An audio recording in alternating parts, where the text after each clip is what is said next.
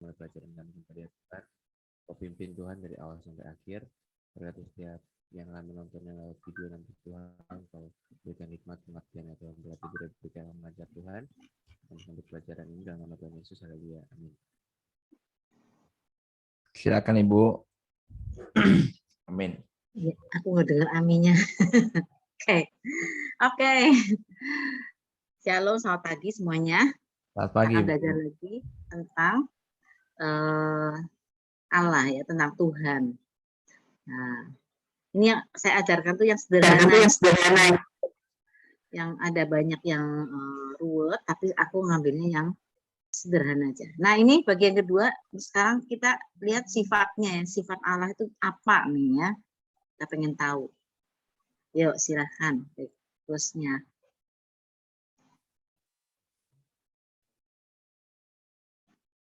Yang pertama adalah Maha Tinggi.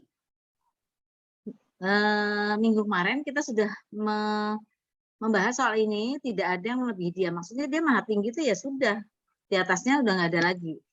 Kalau kita misalnya sekarang ini di Indonesia ini ada pemerintahan. Nah, yang di Indonesia ini yang paling tinggi adalah Presiden Jokowi, tapi di atas dia ada MPR, DPR misalnya ya. Terus MPR, DPR bisa bertindak sendiri, nggak bisa juga karena dia ada sinkronnya dengan pemerintah dan ada legislatif seperti itu misalnya ya. Nah, jadi kalau misalnya kita cuma di tingkat kecamatan, oh itu masih ada yang lebih tinggi, misalnya bupati ada yang lebih tinggi, ada misalnya gubernur lebih tinggi lagi, ya itu presiden dan seterusnya ya. Nah seperti itu. Tapi Tuhan itu tidak ada yang lebih tinggi, nggak ada yang bisa. Iblis sudah mencoba tapi tidak bisa.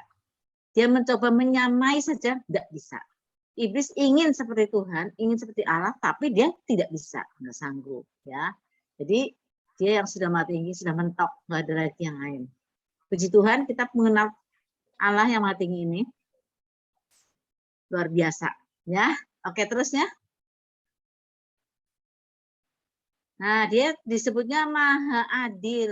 Nah, kita lihat dulu ya di Kejadian 18:25, ceritanya soal apa nih kejadian? Kita lihat dulu ya. Ini masih di bagian Abrahamnya. Silakan ada yang baca Kejadian 18 ayat 25. Kejadian 18 ayat 25. Jauhlah kiranya daripadamu untuk berbuat demikian, membunuh orang benar bersama-sama dengan orang fasik, sehingga orang benar itu seolah-olah sama dengan orang fasik.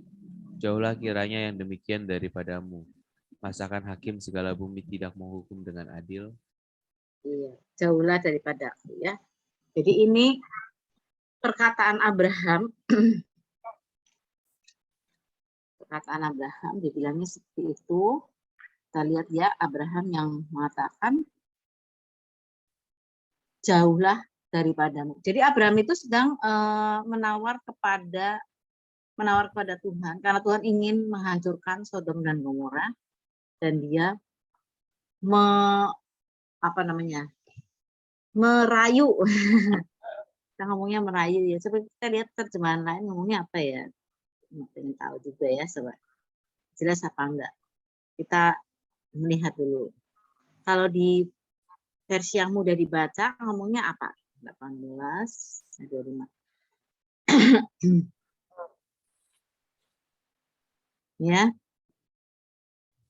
Kita akan baca ayat 23 dari 23. Jadi Abraham ini merayu Tuhan dan berkata, Abraham mendekati dia Tuhan dan bertanya, apakah engkau akan membinasakan orang yang baik bila engkau membinasakan orang jahat? Nah, Abraham bertanya, kok kamu juga mau membinasakan yang baik? Sementara orang yang jahat itu kamu binasakan, maksudnya kok ikut-ikutan gitu, yang baik kok ikut binasa gitu. Nggak adil dong Tuhan. Nah ini ya, ngomongnya pelan-pelan ya. Bagaimana jika ada 50 orang baik di kota itu?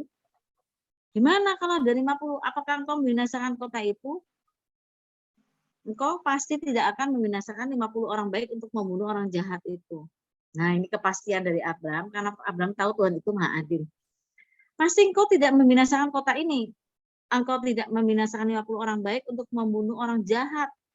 Jika itu terjadi, orang baik dan orang jahat sama, mereka semua akan dihukum. engkau hakim seluruh dunia, pasti engkau melakukan hal yang benar. Nah itu ya tadi ya dibilang seperti itu. Kok kan tadi dibilang, masa kan hakim segenap bumi tidak menghukum dengan adil? Gimana dong Tuhan, kasihan dong.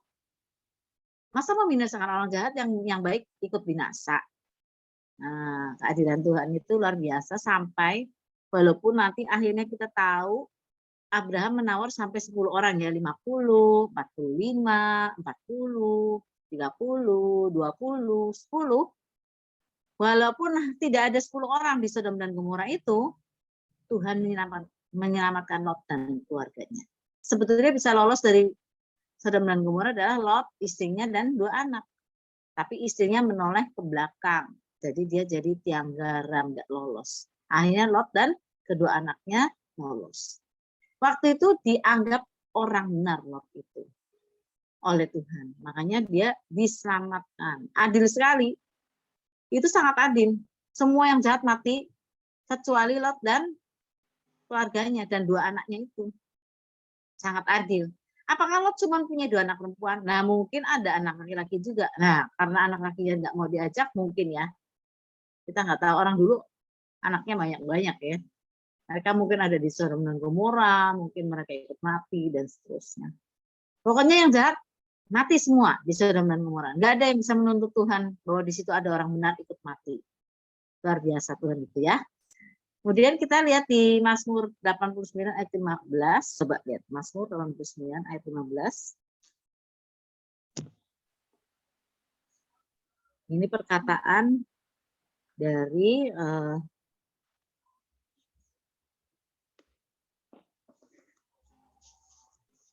Etan orang Esrahia katanya ya. Coba apa bunyinya?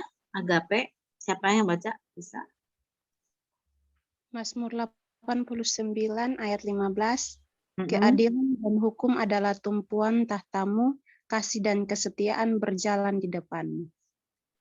Nah ya. Jadi kalau di versi yang mudah dibaca dibilangnya, kerajaanmu dibangun di atas kebenaran dan keadilan. Kasih dan kesetiaan adalah hamba di hadapan tahtamu. Jadi pemazmur juga ngerti bahwa kerajaan Tuhan itu dibangun atas kebenaran dan keadilan. Nah, coba kita sekarang jadi orang-orang yang sudah menerima Yesus dalam hati kita, maka kerajaan Allah itu, kerajaan Tuhan itu, kerajaan Yesus Kristus itu ikut masuk dalam hati kita. Maka kita juga harusnya jadi orang adil dan benar. Gitu loh. Karena kita ada kerajaan Allah itu ada dalam kita ini. Yesus di sini ya berarti kerajaan Allahnya di sini. Maka kita juga akan seperti itu. Kebenaran dan keadilan harus ada pada kita. Kita jangan suka mengadili, membuat orang lain itu tidak dalam posisi kita membela orang misalnya yang banyak duitnya, ya, dan gitu. Kalau Tuhan tuh ya adil, seadil-adilnya. Itu pemazmur juga ngerti. Makanya sekali lagi ya kayak Lot itu luar biasa, yang mati ya semua yang jahat itu. Sementara Lot dan 2 anaknya itu, istrinya ya sebetulnya ya, lolos karena Tuhan menganggap Lot itu orang benar. Kalau kita baca di Ibrani, maka Tuhan memperhitungkan Lot yang hatinya merasa sedih, yang teriris-iris melihat orang-orang yang orang-orang yang berdosa di Sodom dan Gomora. Sayangnya dia cuma sedih saja, tapi tidak mau keluar dari situ. Jadi mungkin anaknya, mungkin keluarganya yang lain, ya mungkin hamba-hambanya semuanya itu terimbas dari kejahatan Sodom dan Gomora. Nah seperti itu ya, Tuhan Maha Adil. Oke, terusnya, Rick. Nah, dia maha benar. Dulu waktu saya mimpin KOR di Meruya, saya ingat ada satu lagi. Allah tak pernah salah. Nggak tahu deh saya nananya itu lupa. Tapi pokoknya aku masih ingat lagu seperti itu. Allah tidak pernah salah. Pernah. Kalau kita selalu benar apa gimana? Kalau kita nggak pernah ya, kita selalu benar. Kita pasti ada salahnya. Kita manusia pasti ada salahnya. Makanya kalau berdebat atau mengemukakan pendapat itu jangan di pihak yang selalu benar, karena kita manusia. Kalau Tuhan benar, selalu benar. Tuhan nggak pernah salah. Jadi misalnya ada misalnya kita dapat musibah, ya dia selalu benar. Pokoknya kita nggak bisa menuntut dia, Tuhan, kok saya kena musibah, saya kan anak kamu, engkau bilang aku anakmu, kenapa engkau tidak meluputkan aku dari misalnya penyakit kanker ini, atau seperti ini, kecelakaan ini, kok bisa gitu Tuhan? Kata Tuhan, aku selalu benar. Dia membiarkan kita misalnya sakit atau kecelakaan, itu bukan karena dia salah perhitungan, tapi dia benar. Dia melakukan itu untuk kebaikan kita. Itu aja ya. Masih ingat seperti itu ya, harus gitu ya. Dia selalu benar. Perkataan dan kelakuannya selalu benar, selalu benar. Kalaupun mengancam, seringkali merupakan ancaman bersyarat. Coba kita lihat di Keluaran 32 ayat 9 sampai 14. Nanti saya bacain ya. Keluaran supaya lebih jelas ya. Keluaran 32 ayat 9 sampai 14. 9 ya. Nah, di terjemahan baru di Alkitab kita disebutnya, lagi firman Tuhan pada Musa, telah kulihat bangsa ini dan sesungguhnya mereka adalah satu bangsa yang tegar tangguh. Oleh sebab itu biarkan aku supaya murkaku bangkit terhadap mereka dan aku akan membinasakan mereka. Tetapi engkau akan kubuat menjadi bangsa yang besar. Lalu Musa mencoba melunakkan hati Tuhan Allahnya dengan berkata, mengapakah Tuhan murkamu bangkit terhadap umatmu yang telah kau bawa keluar dari tanah Mesir dengan kekuatan yang besar dan dengan tangan yang kuat? Mengapakah orang Mesir akan berkata, dia membawa mereka keluar dengan maksud menimpakan malapetaka pada mereka dan membunuh mereka di gunung yang membinasakannya dari muka bumi? Berbaliklah dari mukamu yang menyala-nyala itu dan menyesallah karena malapetaka yang hendak kau datangkan kepada umatmu. Ya, saya baca dari versi mudah dibaca ya. Ayat 12. Jika engkau membinasakan umatmu, orang Mesir dapat mengatakan, Allah telah berencana melakukan yang jahat terhadap umatnya. Oleh sebab itu, ia membawa mereka keluar dari Mesir dengan maksud membunuh mereka di gunung-gunung dan membasmi mereka dari muka bumi. Berbaliklah dari murkamu, ubahlah pikiranmu, janganlah binasakan umatmu. Terus Musa bilang, ingatlah Abraham, Ishak dan Israel. Mereka itu telah melayani engkau dan engkau telah memakai namamu dan membuat perjanjian dengan mereka. Engkau mengatakan, aku akan membuat bangsamu sebanyak bintang di langit. Aku akan berikan semua negeri ini kepada bangsamu seperti yang telah kujanjikan. Negeri itu akan menjadi milik mereka selama-lamanya. Jadi, Tuhan mengasihani umat. Tuhan kasihanilah umat itu. Ia tidak melakukan yang ingin dilakukannya. Ia tidak membinasakan mereka. Ya. Kemudian Musa turun dari gunung, dia bawa kedua lorok batu serta penyanyi itu. Perintah itu telah dituliskan pada kedua sisi batu itu, muka dan tangan. Jadi kita lihat ini persoalan penyembahan berhala. Ketika Musa ada di atas Gunung Sinai, bangsa Israel di bawah tuh bukannya berdoa kayak gimana, tapi dia langsung bawa seluruh perhiasan yang mereka dapat dari Mesir itu untuk bikin sapi lembu emas. Sebetulnya orang Mesir itu memberi emas itu, Tuhan membuat orang Mesir itu murah hati, melemparkan gelang, kalung, semua harta mereka untuk Israel. Itu persiapan untuk membuat bait suci.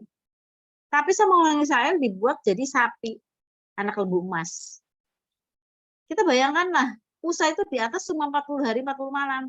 Kok iya orang Israel itu ya baru segitu lamanya, 40 hari 40 malam aja kok nggak sabar sampai bikin sapi anak lembu emas tuh. Padahal mereka diperbudak oleh Mesir itu 450 tahun. Bayangin. Itu kan lama dibanding dengan 40 hari. Kok nungguin Musa sebentar aja 40 hari kok nggak sabar gitu. Langsung menyembah berhala. Mereka bikin anak lembu. Itu berhala-berhalanya Mesir itu yang paling top tuh mungkinnya. Itu dewa yang paling top itu dewa matahari. Udah gitu nanti ada dewa ular tuh yang kalau di mahkotanya orang Mesir di sini kan ada ularnya. Apalagi dewanya. Nah, anak lembu emas itu dewa paling rendah. Mereka kok yang ngambilnya dewa paling rendah gitu, penghinaan banget. Tuhan disamakan dengan dewa yang paling rendah di Mesir. Padahal Tuhan tuh maha tinggi. Terlaluan memang orang Israel itu. Jadi kita lihat Tuhan itu marah, kemudian dia mengancam akan menghancurkan orang Israel, tetapi dia ada bersyarat juga. kamu Musa akan kujadikan bangsa yang besar. Ada ya, maksudnya nggak dihabisin semua plus gitu, enggak ya. Tapi kamu. Nah, setelah Musa membujuk, kalau istilah membujuk, ini peran pendoa syafaat ya, intercessor. Ini pendoa syafaat yang membujuk kalau Tuhan mau menghancurkan bangsa Israel. Dia bilang, Tuhan, nanti apa kata orang? Ya Tuhan juga ngerti lah. Tapi sekali ini Musa itu berusaha sekali untuk menjadi pendoa syafaat, untuk membela bangsanya itu di hadapan Tuhan. Dan Tuhan jatuh hati kepada sikap Musa sebenarnya. Ya, coba kita semua ini jadi pendoa apa enggak ya? Kalau saya bilang saya bukan pendoa syafaat, tapi berdoa ya bisa. Kita semua harus berdoa toh. Tapi kalau memang ada pendoa syafaat, dia kerjanya gitu. Kalau ada yang mau dihancurkan, tuh dia berdoa supaya tidak dihancurkan. Dia berdoa supaya semua selamat. Musa ini lembut banget Musa ya. Musa nggak berpikir gini, udahlah beneran. Semua mati semua tuh. Jadi saya aja nih jadi bangsa yang besar. Nggak gitu Musa. Musa bilang, iya Tuhan, tolonglah bangsa ini. Jangan sampai orang-orang ngomong bahwa engkau tuh mengeluarkan bangsa ini dari Mesir untuk menghancurkan mereka di padang gurun. Gitu loh. Ya, surutlah murka Tuhan. Dan kita lihat, walaupun dia akhirnya kalau misalnya nanti dia menghancurkan bangsa Israel, dia selalu benar. Ya benar-benar aja orang Israel kurang ajarnya kayak gitu. Dibebaskan dari perbudakan di Mesir, lewat Laut Merah, Laut Kolsom itu, kemudian mereka bisa nyebrang. Lautnya sebelah mana dia kurang jelas, sampai sekarang belum tahu. Itu hanya perkiraan saja ya, di satu daerah di mana mereka nyebrang. Mereka melihat laut terbelah, mereka melihat di Mara itu air yang pahit jadi manis. Mereka melihat luar biasa orang Mesir terkubur di laut itu dan seterusnya. Tapi mereka berani-beraninya dalam 40 hari, berarti belum sampai 40 hari ya, bikin anak lembu emas itu berapa lama sih? Belum sampai 40 hari. Mereka sudah membuat anak lembu emas. Tuhan disamakan dengan dewa yang paling rendah di Mesir, keterlaluan. Ya kalau Tuhan sampai membinasakan orang Israel, ya benar aja dia tidak pernah salah. Apakah dia salah makanya Musa jadi bisa merayu Tuhan, mengingatkan Tuhan akan janjinya, mengingatkan Tuhan akan orang Israel yang dipimpin dari Mesir keluar dan seterusnya. Apa memang Tuhan salah tuh makanya sampai dibujuk-bujuk sama Musa? Enggak gitu. Enggak gitu. Apa kita ngomong, oh berarti Tuhan itu tadinya dalam marahnya itu melakukan keputusan yang salah sampai ngomong sama Musa kayak gitu? Enggak juga. Kalaupun dia mengeluarkan keputusan itu hak dia, orang dia Tuhan kita, dia Tuhan yang menciptakan, dia selalu benar, hak dia. Enggak gitu. Kalau dia melunakkan hatinya untuk tidak menghancurkan bangsa Israel itu karena belas kasihannya pada manusia, pada bangsa Israel itu yang tergantung tuh, gitu ya.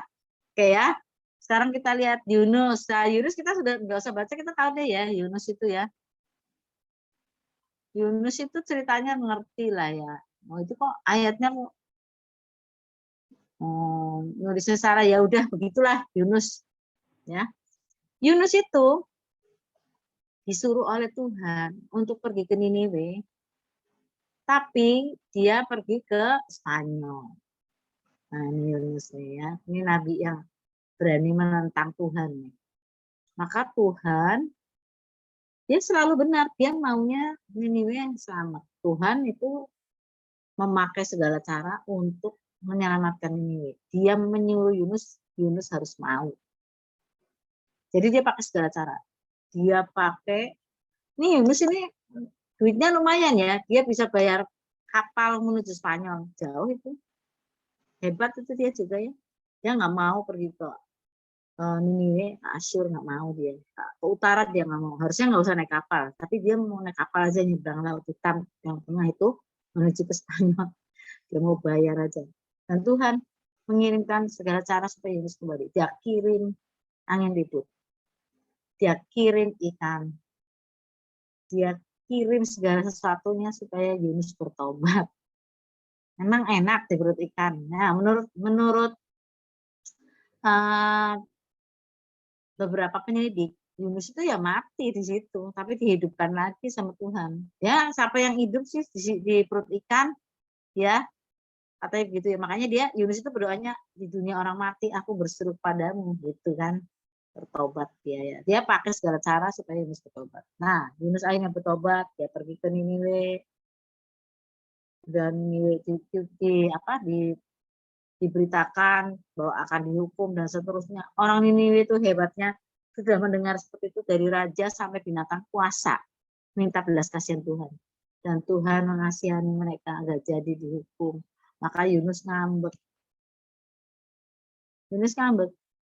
Katanya Tuhan mau menghukum Niniwe. Aku tungguin ya Tuhan. Aku ini nabi loh. Perkataanku tuh harus benar. Nabi itu kalau ngomong harus terjadi. Itu baru namanya nabi. Ya, kalau ngomong asal ngomong nggak pernah terjadi ya belum nabi. Nabi itu pasti dapat firman dari Tuhan, makanya perkataannya benar. Makanya si Yunus ngambek tuh. Gimana sih Tuhan kok tuh tidak menjaga reputasiku ya? Aku ini kan nabi kan, apa yang kukatakan benar. Aku sudah bilang sama orang ini nih, dalam 40 hari kalian akan dihukum oleh Tuhan kalau tidak bertobat. Ternyata mereka itu tidak dihukum oleh engkau. Gimana coba? Yunus panas hati. Tapi Tuhan selalu benar. Tuhan bilang sama Yunus, kamu tuh gimana sih? Kamu aja sayang sama pohon jarak. Ya itu ceritanya ya. Kalau kita lihat di Yunus pasal yang 4. Kamu aja sayang sama pohon jarak yang kamu nggak nanam. Apalagi aku. Aku sayang dong sama orang-orang yang itu, mereka yang hidup itu di sana itu, yang membedakan tangan kiri sama tangan kanan aja nggak bisa. Maksudnya itu orang jahat tuh ya, kebangetan gitu ya. Membedakan tangan kiri sama tangan kanan aja nggak bisa. Kasihan dong mereka. Itu misalnya ya seperti itu. Jadi Tuhan itu selalu benar. Dia berusaha sekali untuk menyelamatkan orang berdosa. Dan dia selalu benar. Kalaupun dia harus menghukum hambanya, selalu benar. Yunus tidak bisa membuat Tuhan di posisi yang sama. Tidak bisa. Tuhan selalu benar. Nah, seperti itu ya. Apakah Niniwe berjaya terus? Kalau kita baca di kitab Nahum itu, hukuman atas Niniwe itu mungkin 100 tahun sesudah itu ya. Kira-kira segitu ya, sekitar itu. Karena mereka sudah bertobat, berbuat jahat lagi. Nah, kita juga orang Kristen ini jangan main-main sama Tuhan. Menang-menang Tuhan Yesus sudah mati di kayu salib, kita senangnya berbuat jahat. Dengan harapan nanti minta ampun, diampuni lagi. Ayatnya cuma satu yang dihafal, 1 Yohanes 1:9. Jika kita memohon ampun pada Dia, maka Tuhan akan mengampuni dosa. Jika kita mengaku kesalahan kita, mengaku dosa kita, maka Tuhan akan mengampuni segala dosa kita dan menyucikan kita dari segala kejahatan. Aduh, cuman itu. Jadi berdosa lagi, sengaja berdosa. Nah, ini sama-sama kayak dokter ya, saya cerita. Dokter itu, ya saya minum dulu. Dokter itu banyak yang ngerokok. Teman saya dokter di sini juga ngerokok. Padahal dia tahu ngerokok itu akan membunuh dia, membuat dia sakit, membuat paru-parunya hitam. Orang udah belajar kok, belajar otopsi, dibuka, oh paru-paru hitam, oh perokok, kelihatan gitu ya. Membuat paru-paru tidak bisa bekerja dengan maksimal, membuat nanti kanker, membuat bisa kanker mulut di sini atau kanker paru-paru. Tapi kok ya ngerokok terus. Teman saya itu yang di sini seperti itu. Sampai akhirnya dia kena sakit jantung, harus piring, dan seterusnya. Nah, saya belum tahu nih sekarang berhenti rokok apa enggak. Karena ngerokoknya udah kayak kereta api. Ya. Udah tahu akibatnya kok terus.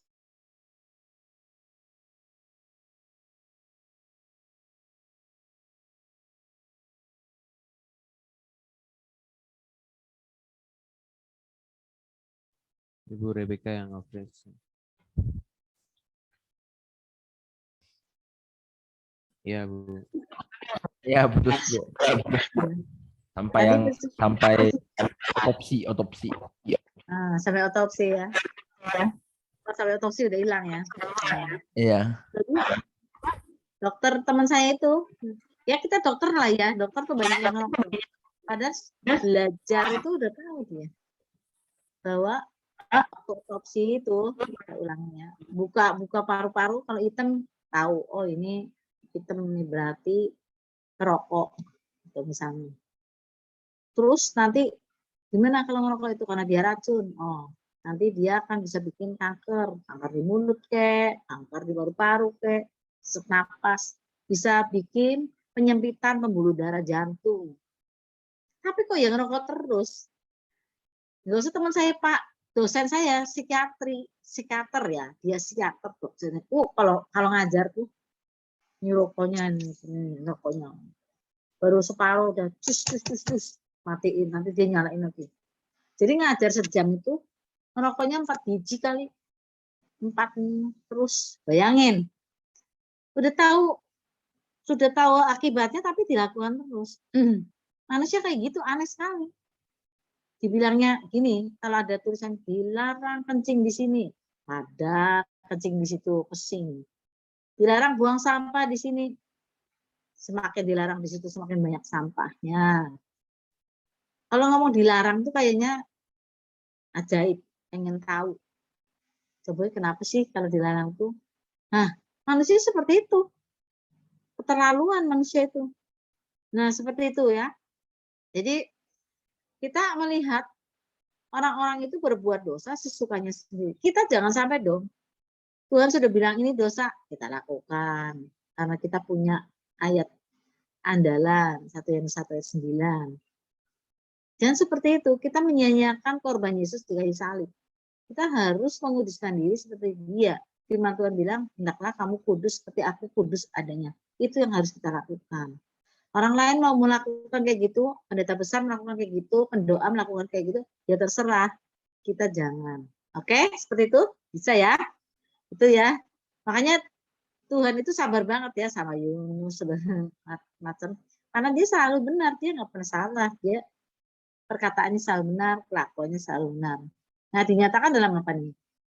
Penghukumannya atas orang fasik. Orang fasik gimana? Dihukum nggak? Dihukum, jangan takut. Kita seringkali lihat orang fasik nih, orang yang tidak percaya Tuhan itu kok kayaknya tambah kaya, tambah jaya, anak-anaknya sekolah luar negeri, dia hanya keluar negeri bolak-balik, tambah kaya. Tapi mereka tidak kenal Tuhan, tidak kenal Yesus Kristus, gimana?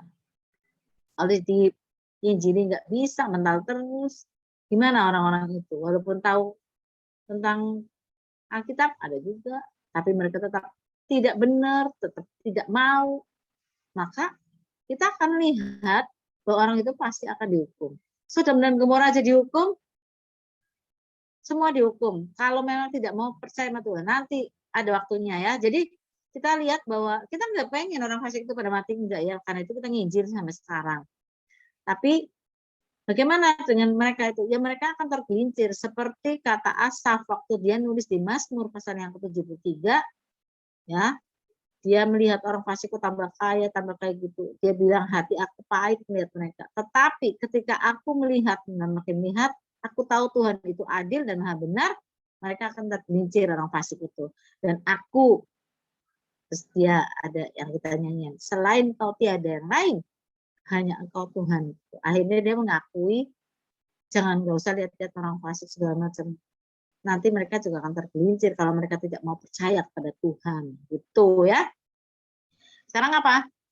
Selalu benar apa lagi? Pengampunan atas orang yang bertobat. Nah, pengampunan orang bertobat. Kalau bertobat, ngampuni nggak? Diampuni. Dosanya biar merah seperti merah kemis, diampuni pokoknya. Pembebasan umatnya dari kejahatan. Nah, itu pasti ya.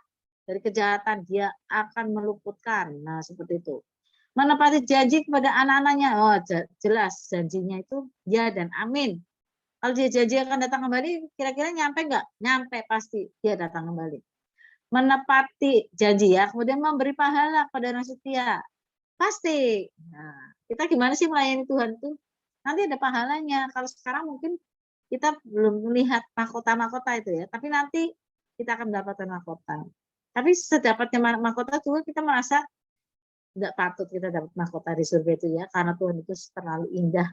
Terus dapat pahala di dunia dapat nggak? Ya dapat, dipelihara Tuhan, dicukupi kebutuhannya dan takut. Itu loh ya, dia maha benar, dia luar biasa. Next week, ayo. Maha tahu alfa dan omega, ya masa depan dan seterusnya ya. Daniel, dia maha tahu semuanya ya. Daniel 2 itu tentang mimpi Nebukadnezar. Matius 24-25 itu tentang zaman akhir. Itu Yesus yang ngomong ya. Alfa dan omega. Jadi dia ngomong tentang kejadian yang akan terjadi berikutnya. Waktu zaman Daniel itu Nebukadnezar mimpi soal patung. Nah, itu patungnya itu dari atas kepala yang emas itu sampai ke kakinya, dari kakinya itu bercerita tentang zaman yang akan berganti, dan itu sampai ke akhir zaman. Nah, zamannya sekarang aja nih, kita akhir zaman tapi belum sampai akhir. Belum sampai akhir banget. Kita ada di akhir zaman tapi belum di end, belum titik. Daniel sudah lihat. Padahal Daniel waktu itu kira-kira 550 tahun sebelum Yesus lahir. Seperti itu. Tuhan udah ngasih tahu. 580 lah ya, 580 tahun sebelum Yesus lahir. Itu Daniel udah tahu. Nah, seperti itu ya. Kalau Yesus kita ngerti, Yesus tahu semuanya karena dia memang Allah, dia memang Tuhan.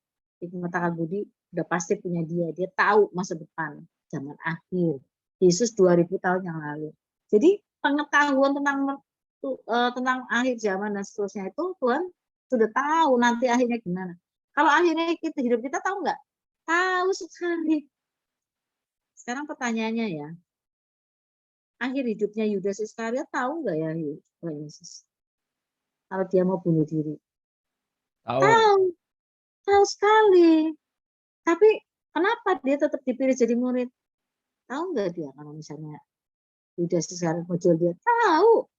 Tapi Tuhan itu selalu berusaha supaya Yudas Iskariot itu tidak berbuat begitu. Makanya dia dididik dengan baik oleh Yesus. Dia jadi muridnya. Dia dikasih kuasa juga, diutus untuk mengusir setan, menyembuhkan sakit. Orang sakit nggak dibedakan loh Yudas Iskariot itu. Di perjamuan akhir masih hadir bersama dengan Yesus di situ. Nah, setelah Yesus bilang, ayo Yudas, kamu lakukan apa yang kamu lakukan. Nah itu kan sebetulnya teguran kan. Harusnya Yudas ada, aduh, guruku tahu nih, aku mau melakukan apa. Nggak jadi deh, harusnya ada pertobatan sampai terakhir tuh. Tapi enggak juga. Apakah Yesus tahu akhirnya Yudas bunuh diri? Akhirnya dia ngerti tahu. Tapi dia berusaha untuk tidak begitu gitu loh. Bisa berubah nggak ya? Kemungkinan bisa berubah kalau dia bertobat ya. Nah, hidup kita tahu nggak nanti kita matinya modelnya apa nih ya? Tahu sekali. Tahu sekali. Nanti kita mati apakah dalam Tuhan apa enggak? Tahu sekali. Karena itu dia pengen kita tetap di dalam Tuhan. Dia pasti membuat segala sesuatunya supaya kita tetap dalam dia. Gitu. Dia pengen kita tetap jadi gandum bukan lalang. Gitu. Dia pengen seperti itu. Nah, tapi kita punya kehendak bebas sekali lagi ya. Tapi dia maha tahu ya, sekali lagi alfa dan omega. Nah, saya senang dengan Mazmur 139. Bilangnya begini. Tuhan, Engkau mengenal aku dan menyelidiki aku. Engkau mengetahui kalau aku berdiri ataupun duduk. Engkau mengenal pikiranku dari jauh. Engkau memeriksa aku kalau aku berjalan ataupun berbaring. Semua jalanku telah kau ketahui ya Tuhan. Dari belakang, dari depan, Engkau mengurung aku. Seperti itu. Kemana aku dapat lari menjauhi Engkau ya Tuhan? Kemana aku dapat ngumpet istilahnya? Kemana aku dapat yang kira-kira matanya Tuhan nggak melihat? Gitu. Mana aku dapat lari? Kalau aku terbang ke langit, Engkau juga di sana. Kalau aku tidur di dunia orang mati, Engkau juga di sana. Kalau aku terbang dengan sayap fajar, membuat kediaman di ujung laut, Engkau juga ternyata ada di sana. Tantanganmu kau letakkan di kepalaku dan Engkau menggandeng aku, membawa tanganku itu. Kalau aku bilang, biarlah terang sekelilingku menjadi gelap, biarlah kegelapan itu meliputi aku. Maka kegelapan itu tidak menggelapkan buat engkau ya Tuhan. Kegelapan itu sama dengan terang. Gelap itu sama dengan siang. Enggak ada yang sulit buat engkau ya Tuhan, karena engkau mengetahui aku. Karena engkau membentuk aku, membentuk buah ginjalku. Karena engkau yang menenun aku dalam kandungan ibuku. Keren nih. Keren sekali. Tulang-tulangku tidak tersembunyi dari engkau ya Tuhan. Ketika aku direkam di dunia paling bawah, ketika aku dibentuk di dunia yang tersembunyi seperti itu. Sebab matamu melihat ketika aku bakal anak. Keren nih, bakal anak itu berarti telur dan spermanya. Karena masih spermanya yang itu ya, maka jadi agape gitu ya, atau jadi elkanan gitu. Yang itu tuh Tuhan melihat, dia serba tahu. Makanya kalau kita menaruh hidup kita di tangan Tuhan, kita aman. Kita aman sekali, ya. Itu ya, dia tahu masa depan. Kalau masa lalu ya udah tahu. Setan juga tahu masa lalu kita. Kita sering tertipu sama setan itu ya. Nanti kalau ada ketemu orang pinter, oh saya tahu kamu kan kayak gini, kayak gini, kayak gini kan. Dia tahu, orang zaman dulunya tahu lah, orang udah lalu. Kamu kan kayak gitu, kayak gitu, kayak gitu. Tapi masa depan gimana? Orang pintar seringkali meramalkannya itu berdasarkan pengetahuan akan Tuhan yang menubuatkan tentang kita. Atau dia ngawur. Makanya dia bilang, oh kamu nanti masa depan, hari Kamis jangan naik beca. Nanti kamu kalau naik beca, kamu akan jatuh. Maka kalau kita benar-benar naik beca hari Kamis, mungkin kita jatuh. Siapa yang bikin? Iblis bikin supaya pas, supaya nubuatannya itu pas, nubuatan tanda kutip ya. Dia yang bikin seperti itu. Itu misalnya ya. Tapi kalau Tuhan memang tahu, dia serba tahu tentang hidup kita. Luar biasa. Terusnya Rik. Maha kuasa lah, ini nggak bisa disangkal ya. Dapat melakukan segala satu, penciptaan bumi dan seterusnya itu maha kuasa. Gitu ya, hal-hal yang tidak dapat dia lakukan karena permenangan wataknya itu apa? Dia tidak bisa melakukan segala sesuatu, tapi ada yang tidak dapat dia lakukan karena bertentangan dengan wataknya. Itu yang pertama, tidak mungkin menyenangi kejahatan. Coba dibaca tolong Habakuk 1 ayat 13. Tidak mungkin menyenangi kejahatan. Habakuk 1 ayat 13.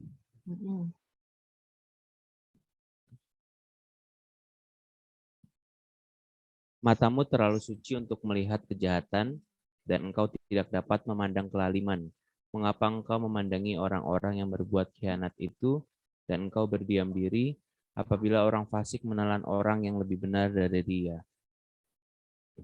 Matamu terlalu baik untuk melihat kejahatan. Ya kan? Ya, kalau di versi yang mudah dibaca, matamu terlalu baik untuk melihat kejahatan. Dan engkau tidak berkenan melihat orang melakukan yang salah. Lihat. Ya, nggak mungkin dia menyenangi kejahatan. Kejahatan pasti dihukum. Cuman dia sabar itu loh, sabarnya luar biasa. Memberi kesempatan ya. Di sini di sini ada ngecek-ngecek tukang mabok, nggak kenal Tuhan. Tiap hari mabok, rokoknya kayak sepur, tiap hari mabok. Umurnya 92 baru meninggal. Anaknya waktu itu datang ke saya berobat, waktu saya jadi dokter. Saya bilang, kamu berhenti ngerokoknya, minum-minumnya berhenti. Nanti umurnya pendek. Enggak, katanya, papa saya cukup panjang umur, katanya minum minuman keras, ngokok. Saya bilang, apa kamu tuh diberi kesempatan oleh Tuhan untuk bertobat, makanya umurnya panjang. Kalau sudah umur panjang segitu, nggak bertobat juga, ya nggak tahu ya nanti. Benar aja sampai matinya nggak bertobat. Ya, sayang sekali anaknya ikut. Kayak gitu juga, sayang sekali. Dan dia matinya belum sampai 90, umur 50 juga udah mati. Gitu ya, matinya, tapi sekali ini matinya gara-gara kesetrum. Nah, mati bisa macam-macam ya. Tapi kalau ada diberi kesempatan sama Tuhan, Mbok, ya dikerjakan, Mbok, apa ya, jangan diabaikan lah omongan Tuhan itu, ya. Gitu ya. Tidak mungkin menyenangi kejahatan yang pertama. Yang kedua, menyangkal dirinya nggak mungkin. Dia nggak mungkin nyangkal dirinya. Kalau dia mah benar, tiba-tiba jadi pembohong, nggak mungkin. Terus berdusta, nah nggak mungkin dia berdusta. Jadi yang dia ngomong itu selalu benar, dia kan maha benar. Nggak mungkin dia berdusta. Kalau dia janji kayak gitu sama kita, ya nanti akan dilaksanakan. Terus mencobai orang atau dicobai untuk berbuat dosa, nggak bisa. dia bilang Tuhan itu tidak mencobai. Kita lihat ya, Yakobus 1 ayat 13 ngomongnya gimana? Yakobus 1 ayat 13.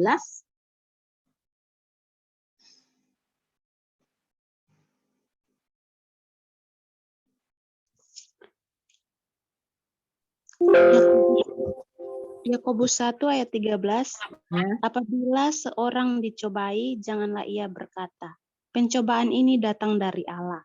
Sebab Allah tidak dapat dicobai oleh yang jahat dan ia sendiri tidak mencobai siapapun.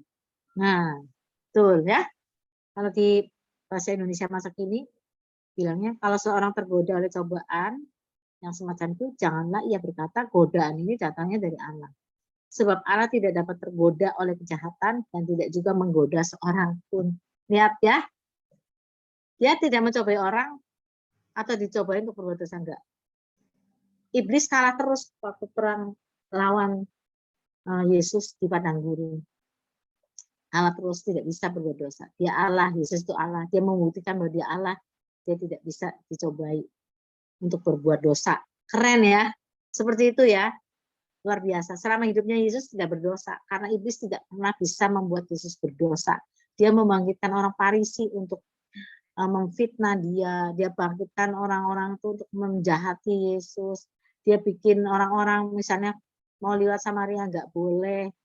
Tapi dia tidak pernah berhasil membangkitkan marah Yesus, kesombongan Yesus, apa segala macam supaya Yesus berdosa. Nggak bisa. Sampai di kayu salib, dia juga tidak bisa membangkitkan kemarahan Yesus di kayu salib sebagai anak Allah yang disalib. Tidak bisa. Pertempuran Yesus apa cuma sampai di Getsemani? Enggak loh. Sampai di kayu salib dia masih bertempur melawan iblis. Iblis itu masih berusaha menjatuhkan dia dan dia menang. Luar biasa ya. Gitu. Oke, itu namanya yang hal-hal yang tidak dapat dia lakukan karena bertentangan dengan wataknya. Oke ya. Jadi kemenangan Yesus di kayu salib juga itu membuktikan bahwa dia memang Tuhan. Enggak sembarang orang, luar biasa ya. Oke, terus nyari.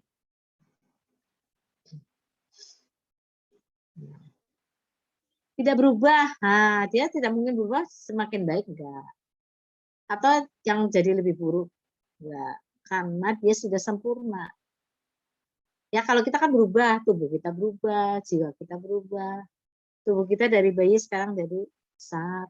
Jiwa kita berubah, mungkin tadinya jelek, jahat, sekarang jadi baik. Tapi dia tidak berubah, dia sempurna. Ya, kita baca tadi ya, Yakobus 1 ayat 17-nya. Setiap pemberian yang baik dan hadiah yang sempurna datangnya dari surga, diturunkan oleh Allah, pencipta segala terang di langit. Ialah Allah yang tidak berubah dan tidak pula menyebabkan kegelapan apapun.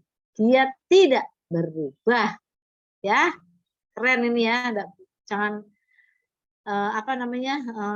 berpikir bahwa dia akan berubah. Enggak, dia tidak berubah. Dia tidak menjadi semakin baik dan tidak menjadi semakin buruk. Kalau kita bisa jadi semakin baik, semakin buruk itu bisa ya. Dulu saya udah pernah cerita tentang lukisan Tuhan The Last Supper ya. Aku cerita sekali lagi ya. Jadi ini manusia nih berubahnya. Pada satu ketika pelukis, ini kalau nggak salah apa, lukisnya terkenal kok, bukan Michelangelo, satunya siapa ya pelukisnya itu? Saya lupa tuh. Namanya siapa nih? Lupa lah saya. Nah, dia melukis Yesus waktu The Last Supper, waktu perjamuan terakhir. Jadi karena dia pengen melukisnya orang 13, Yesus dengan 12 muridnya.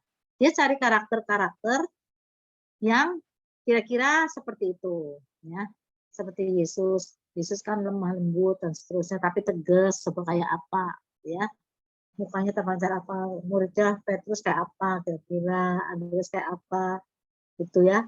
Lukisan itu lukisan dia nih yang terkenal. Da Vinci apa ya? Kalau nggak, Leonardo da Vinci kalau nggak salah. Leonardo da Vinci. Jadi dia pengen cari. Nah, dia cari pertama yang dia temukan adalah Yesus. Wah, ini orang kayak Yesus luar biasa nih. Matanya tajam tapi lembut. Wajahnya itu berseri-seri ya. Itulah bayangan si Leonardo ini tentang Yesus. Maka dia lukis, orang yang suruh duduk dia melukis gambar muka Yesus kayak gitu. Ya, karena zamannya Yesus beneran waktu itu nggak ada tukang foto, tukang lukis. Tuhan Yesus nggak sempat dilukis. Ini Leonardo da Vinci, ini kira-kira ini abad-abad sekian ya. Bukan Tuhan Yesus yang jadi model. Itu gambar. Terus gambar tuh setahun tuh dia dapat cuma satu karakter. Saking dia seriusnya, ini gimana sih? Kalau modelnya Andreas kayak apa? Terus kalau Matius kayak apa misalnya ya?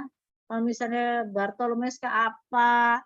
Dan dia yang satu sampai akhirnya dia mau menggambar Yudas Iskariot tuh tahun ke-13.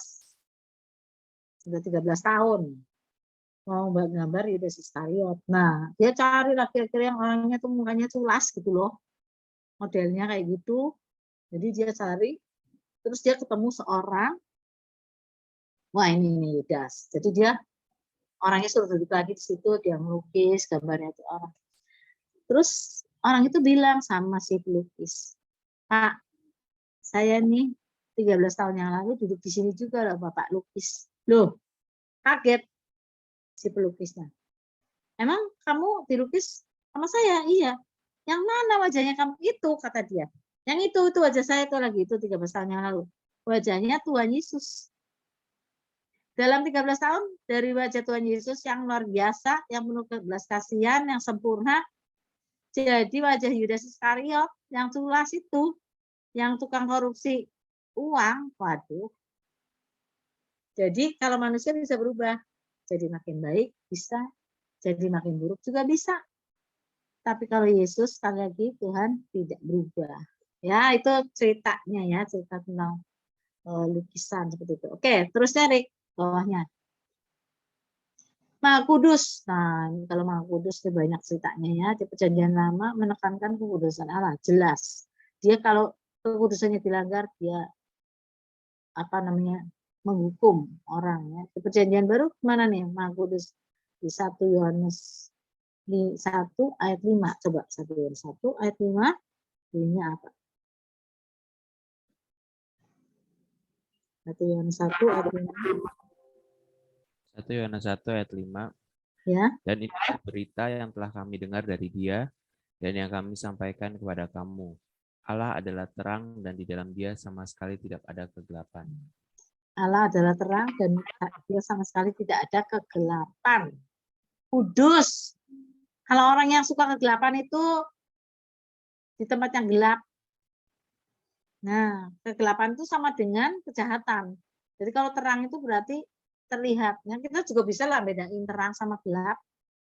Kalau misalnya di terang itu ya, kalau kita cewek-cewek itu bedakan atau apa. Apakah cewek-cewek itu bisa dandan di tempat yang gelap-gelap? Jangan-jangan kalau bikin alis pengen ke sana di sini. Atau kalau bedakan cemong ya, cemong itu apa? Di sini putih, sini itu enggak rata lah ya, mungkin seperti itu. Lipstick gelap-gelapan. Mau rapi aku di depan kaca yang terang. Nah, itu cewek-cewek perlu kaca yang ada lampunya atau dekatnya. Nggak bisa Pak di depan kaca tapi tetap gelap. Nah, itu bisa salah dandannya itu ya. Salah. Dan kita juga kalau di daerah terang, kita tahu, oh ini ada tompelnya. Oh ini rambutnya ini banyak putihnya misalnya ya. Atau oh ini ada giginya ini misalnya, ada kotorannya nanti makan nasi goreng belum dibersihin misalnya. Kelihatan, tapi kalau gelap-gelap nggak kelihatan semua, nggak ada yang kelihatan. Gak usah kayak gitu, berlian aja. Yang berkilau-kilau, yang harganya jutaan, yang harganya miliaran itu. Kalau di tempat terang baru bersinar. Kalau tempat gelap dia tidak bersinar.